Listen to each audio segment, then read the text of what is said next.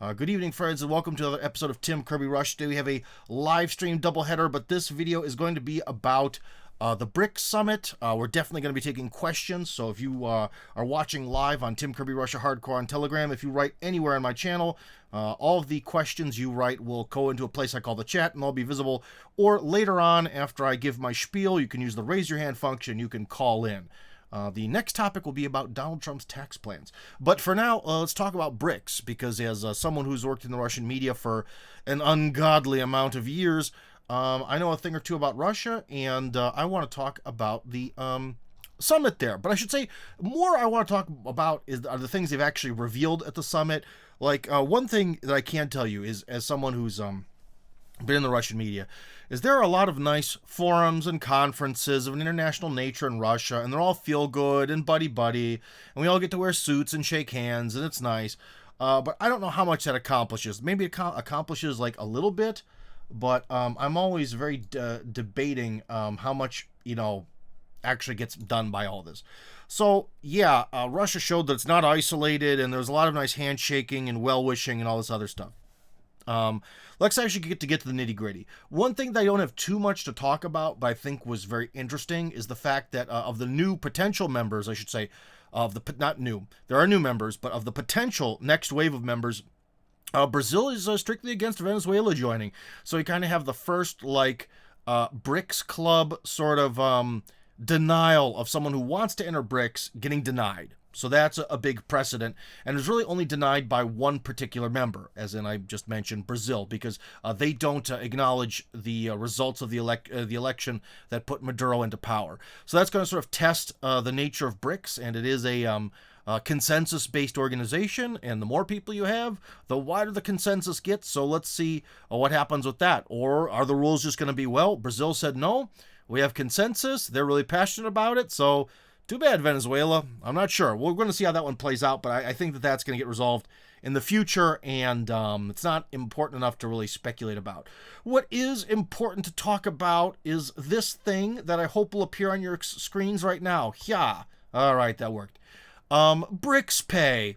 As you can see, immediately this guy, James Roguski, put up this article about BRICS Pay. We're not going to read the article, but I read through this immediately after the summit was over, or nearly over, and I'll put it this way. These BRICS Pay cards work. Okay, they really did work. These are the test cards that were given to all the people who went to the summit, and yeah, they had 500 rubles on them, which isn't a whole hell of a lot of money, but definitely enough to buy a coffee or whatever in Russia, and, paying by QR code. Now, for those who don't know, paying by QR code is normal in Russia. There's a system called SBP.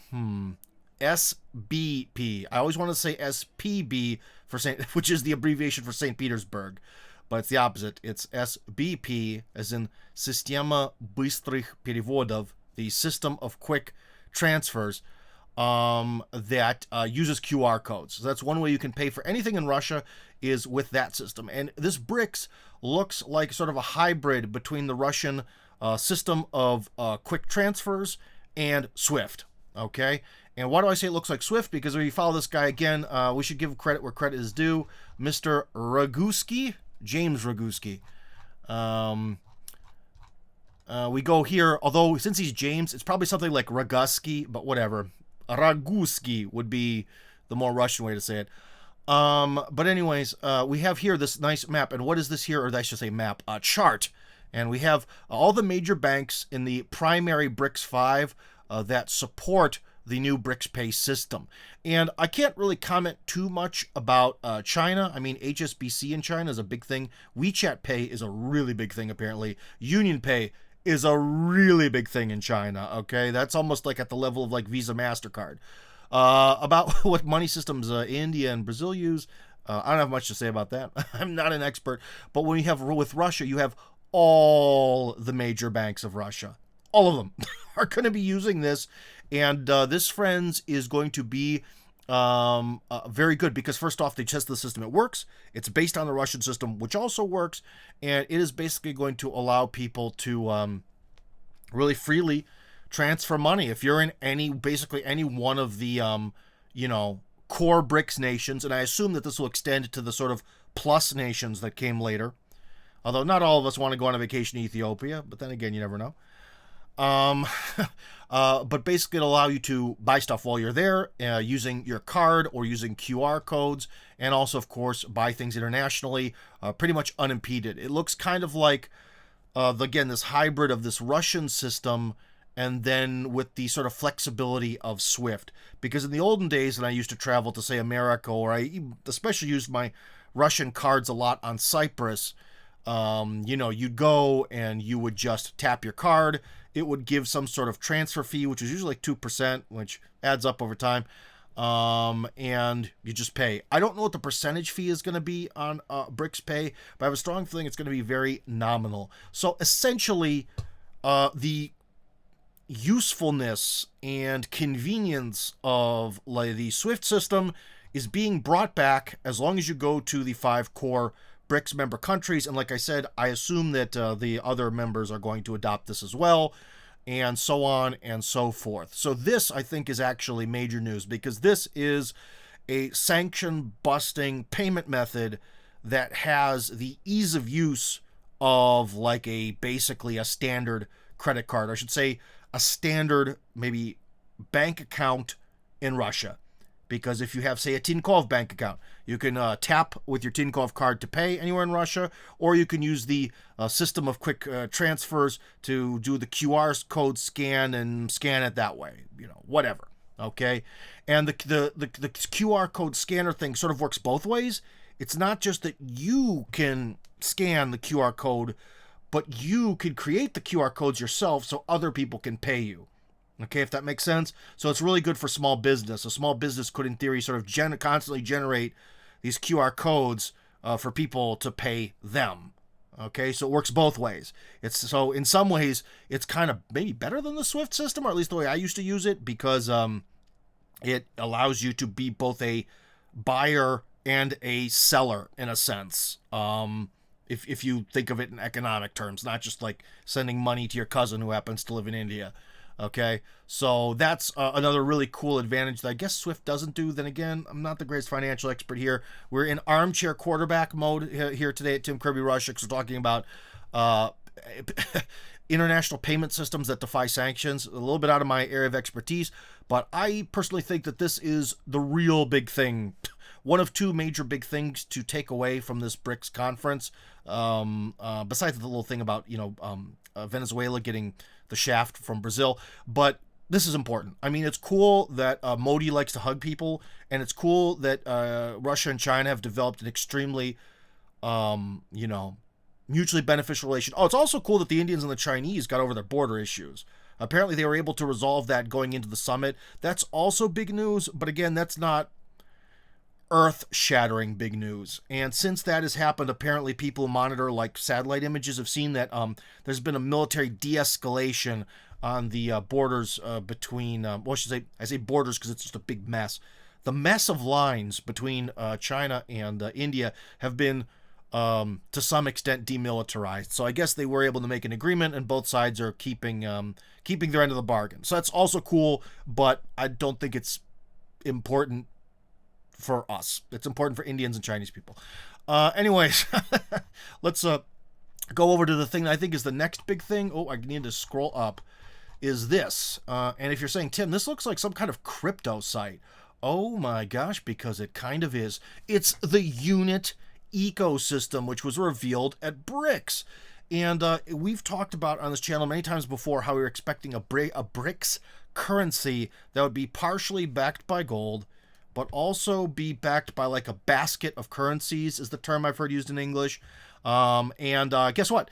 Well, we don't have a BRICS currency yet. I mean, Putin did hold a ceremonial, I think it was like a 100 ruble bill or $100 bill, 100 mystery unit bill, or whatever number was written on it. And that's cool, and it's very pretty, but that's in the future. Right now, we are having this basically BRICS-backed crypto that works in the same way as being gold-based. Like 40% of the value of the currency is based on gold, and the rest is some sort of generic value derived from all the values of the currencies of the BRICS members, which should give it a lot of stability in our insane world. Because if the entire BRICS nations were to have an economic collapse, We're in apocalypse mode. So that's good. Gold is stable. The BRICS as a whole is stable. That sounds fantastic to me. And especially, like I just mentioned with our good friend here, our new friend, BRICS Pay. Put the logo up. The thing is that it's convenient. Whereas, as we all know, or maybe some of you are really good with it, I find crypto to be very obtuse and completely inconvenient and terrible in terms of a user experience. And so another thing I'm hoping is that with this unit ecosystem will be somewhat tied in, because I didn't quite understand this. Maybe it'll be on the site. We'll take a look at this very site. I don't know to what way it's tied in to the BRICS Pay thing, but if it is, then that's a good thing, because it's nice to have crypto that isn't a pain in the ass to use. So anyways, here he says, with the unit token, I would like to use the article before unit, but whatever. With the unit token, you can freely buy, sell, and use apolitical money for payments. Look at that. Apolitical money. That's our new buzzword. Crypto bros, if there's any watching. We've used terms like decentralized, blockchain, and all this other stuff. Now it's apolitical money for payments through any open payment and clearing system. It features apolitical money, open payment and clearing system. Unit can be used as a currency for payments via any open payment and clearing system. Global accessibility. Unit can be freely bought, sold, and used as a currency worldwide. Decentralized and transparent. Unit ecosystem operates as a decentralized network ensuring transparency. Blah, blah, blah. We raised 1,000 Bitcoins in for rollout of our MVP. Oh, that's not MVP like most valuable player. It's something like when you start your Bitcoin. I forget what it stands for. But this is why I'm not a financial expert. But anyways, cool. Sounds nice. All right, let's get to it. Apparently, this is the guy who developed it, Alexei Subotin. What is Subotin is derived from Subota, so he's Alexei Saturday or Alexei Sabbath, depending how you want to translate that. So we have Alexei Black Sabbath here, and Director of International Agency for Sovereign Development, senior positions at Barclays Capital, Vimpelcom. Vimpelcom is like telephones and stuff. I believe they own the company that provides my internet service currently. ISCV, blah, blah, blah, blah, blah. And some other guy named here, G. Luo, who's a Master of International Finance. Okay. Going to be used by BRICS Plus. Cool. West and Central Africa can use it. Cool. Join the unit ecosystem. I already signed up because this is the crypto that I want in on. But again, because this is based on the value of gold and a basket of currencies, it's not like a crypto where it can go to the moon. You know, there's no to the mooning. It's just going to be worth what it's going to be worth. And they kind of explain that here. So if we could take a look at this together, what is a unit? The unit, see here they use the article the unit token is a unit of account of the unit ecosystem representing a proportional share of the underlying unit basket, which contains 40% gold and local currencies, freely exchangeable into gold. Each unit token is a fully fungible currency unit. Fungible is a stupid word for exchangeable. The intrinsic value of the unit is derived from the current value of the basket of underlying assets measured in gold. The economic value of the unit token is determined by the supply and demand, blah, blah, blah. Cool, nice. But I think, wait, this is an interesting one. I have to put my articles in. Is the unit token a cryptocurrency? The unit token is not a cryptocurrency because its intrinsic value is determined by a basket of underlying assets, which includes 40% gold, blah, blah, blah.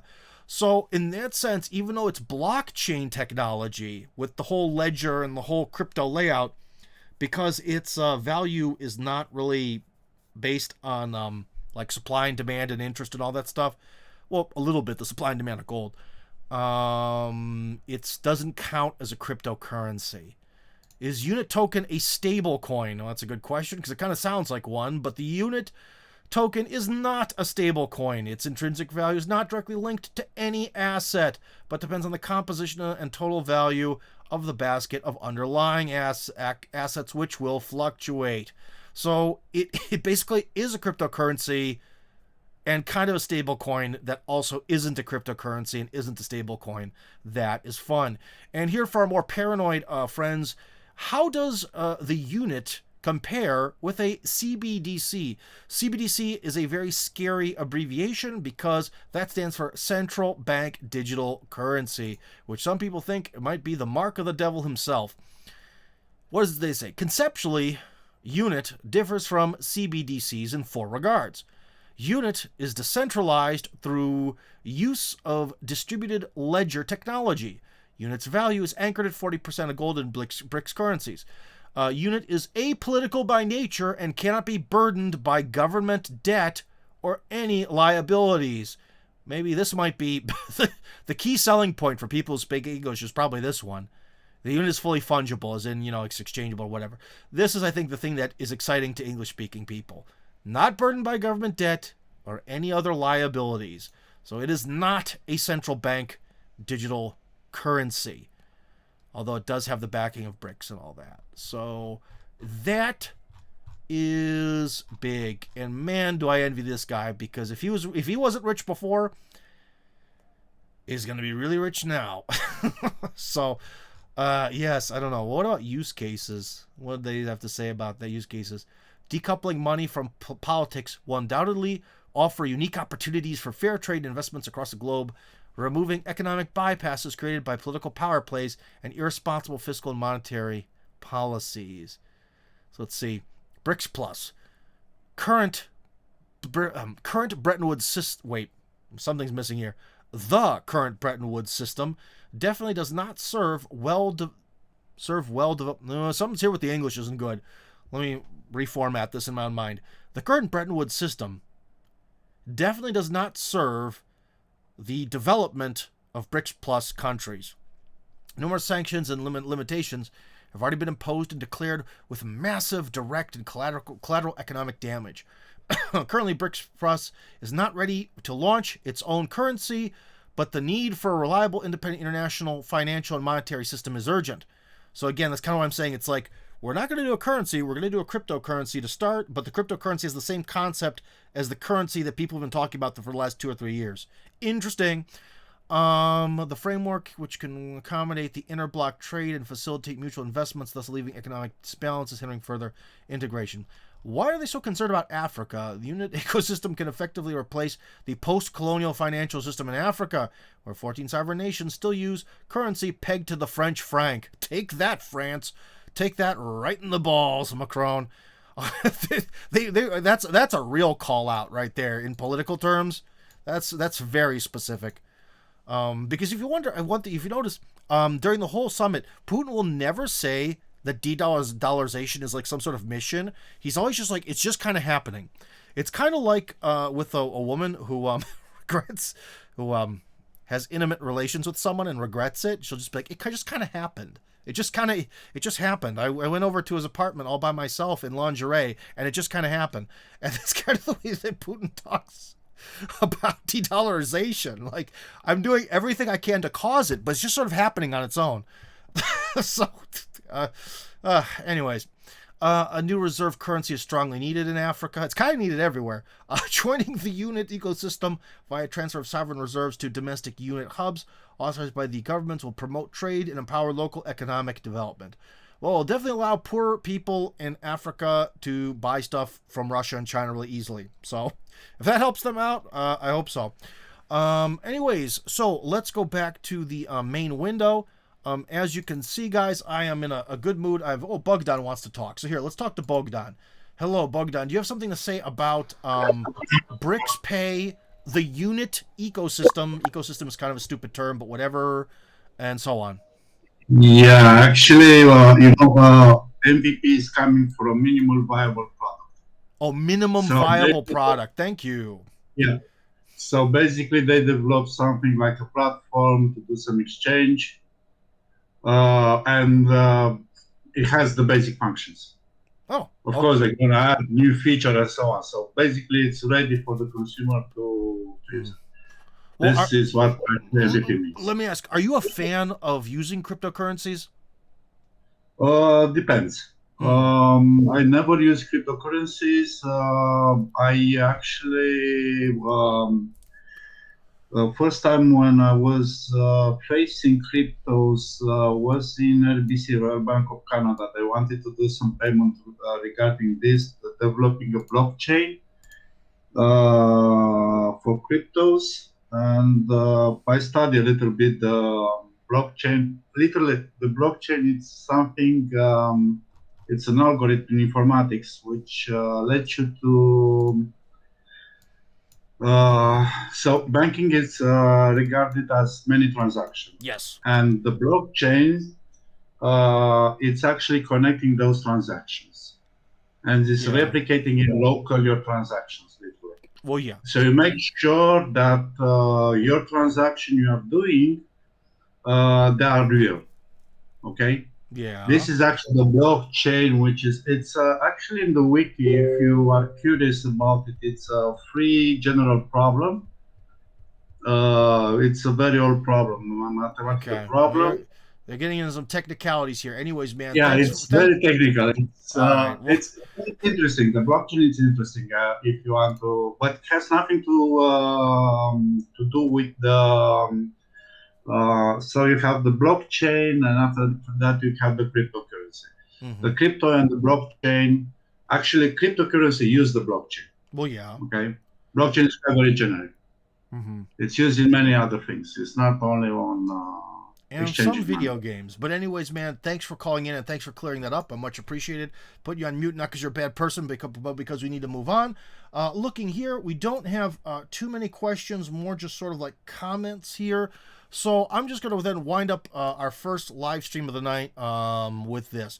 I think that the real, again, major happenings at the BRICS summit, besides India and China making friends, besides Venezuela getting snubbed by Brazil, which are important and are things that are going to have effects in the future, it's really about these payment systems. You know, that's what it's really about. In fact, there's even sort of more to this whole thing if we take a look and go back. Like there's the BRICS Pay QR code, BRICS payment that's also B2B, the unit. BRICS Loyalty, a traveler reward system. That's interesting. I might want to get in on that. And BRICS Clear Interstate digital settlements for cross-border security settlement. That's interesting, but that's sort of beyond my knowledge. But anyways, I think that this whole reveal and the fact that thankfully it works, thankfully it worked, and everyone bought their 500 rubles worth of coffee on their telephones. Is great. I actually signed up for this, but the system sort of knew that I wasn't invited to the summit, so it gave me a sort of temporary BRICS Pay digital card, but it didn't give me the 500 rubles. You bastards. But anyways, I am excited. I occasionally check my telephone to see if the BRICS Pay app is available, although it's on this site. What is this, the BRICS Pay site? It says you can sort of download it. How to install a PWA on iOS Android. Download PSP Pay. See, it says you can download the app, but I don't know. I don't see it on my Roo store. And until something is on Roo store, it doesn't really exist in Russia. So I don't know. I'll maybe try to get on here with my telephone, not the computer, and deal with that. But anyways, this is our big story for BRICS. This is the big thing. This is what really matters. This is huge, and I cannot wait for this to all be set up. It is going to make our lives much better. It will be a sad friend for our regular viewer, Kevin, because maybe money transfers will not become so obtuse that it'll be a personal business for him. So Kevin loses. The rest of the world is going to win from this. So I think that's going to be awesome. Anyways, friends, I hope you found this interesting. That's what I think is important about the BRICS Summit. Stay tuned because part 2 is coming up very soon.